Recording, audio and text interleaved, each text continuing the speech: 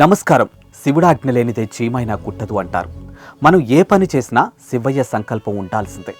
కన్నవారు లేక ఆకలి దప్పులతో అల్లాడుతూ రోడ్లపై పిచ్చివాళ్లలా తిరుగుతున్న దిక్కు మొక్కు లేని వందల మంది అనాథలను నేడు అమ్మా నాన్న అనాథల పుణ్యక్షేత్రంలో ప్రశాంతంగా జీవిస్తున్నారంటే ఆ పరమేశ్వరుడు ఆ అభాగ్యులను ఇక్కడికి రప్పించుకొని రక్షిస్తున్నాడు కదా.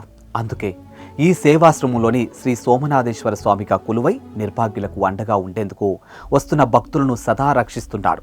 ఈ దేశంలో పుట్టడం అదృష్టంగా భావించిన భక్తులు నా దేశం కోసం నేను అంటూ ఈ నిర్భాగ్యులకు అండగా ఉంటున్నారు. ఈ క్రమంలో ఖమ్మం నుంచి వచ్చినటువంటి శ్రీరాములు గారు ఈ సేవాశ్రమాన్ని సందర్శించారు. నా చేతితో అనాథకు అన్నం పెట్టి వారి ఆకలి తీర్చితే అది భాగ్యమని భావించిన శ్రీరాములు పద్మావతి అనే దంపతులు ఈ రక్షణాలయానికి విచ్చేసి భక్తి మార్గం సేవా మార్గంలో తరించారు. ఈ సందర్భంగా అర్చకులు శ్రీ సోమనాథేశ్వరుని సన్నిధిలో ఈ సేవామూర్తుల పేర్లపై వారి కుటుంబ సభ్యులైన శ్యామల, శ్రీకాంత్, ఉమా, శ్రీయాన్, ఇషాన్ పేర్లపై వారి గోత్రమైన మార్కండేయ గోత్రంపై పూజలు చేయగా వారే స్వయంగా స్వామివారికి అభిషేకం చేసి ఆధ్యాత్మిక సంతృప్తిని పొందారు. అనంతరం రక్షణాలయంలోని అనాథులకు వారి చేతులతో స్వయంగా అన్నదానం చేసి వారి మనుగడకు తోచిన సాయం అందించి పరుల సేవే పరమాత్ముని సేవ అని చాటారు.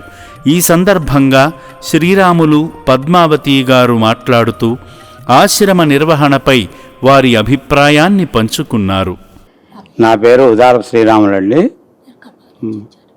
మా వారి పేరు పద్మావతి. మేము ఖమ్మం నుంచి వచ్చాము. అమ్మా నాన్న అనాథాశ్రమం చూద్దామని వచ్చాము. ఇక్కడ చాలా బాగుంది. వసతులుగా వాళ్ళందరికీ భోజనాలుగా అందరూ బాగా మంచిగా పెడుతున్నారు. ఇక్కడ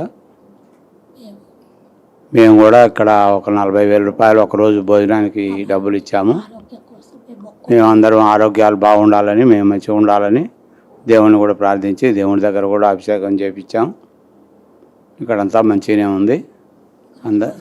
ఒకరోజు భోజనానికి విరాళంగా 40,000 రూపాయలు ఇచ్చాము. సేవామూర్తులారా, మానవతా దృక్పథంతో ఈ రక్షణాలయంలోని అభాగ్యులకు మీరు చేస్తున్న సేవలు అమూల్యమైనవి. మీ నివాసాల్లో ఉపయోగించకుండా పక్కన పెట్టినటువంటి పాత బట్టలను ఈ అభాగ్యులకు ఇస్తే వారికి వస్త్రదానం చేసిన వారవుతారు. దయాహృదయంతో మీరు సమర్పించే పాత వస్త్రాలే వారి మంచి జీవనానికి ఉపయోగపడతాయి. మీ గృహాల్లో పక్కన పెట్టేసినటువంటి పాత బట్టలను ఈ నిర్భాగ్యులకు అందించి పరమేశ్వరుడి యొక్క పరిపూర్ణ అనుగ్రహానికి పాత్రులు కాండి.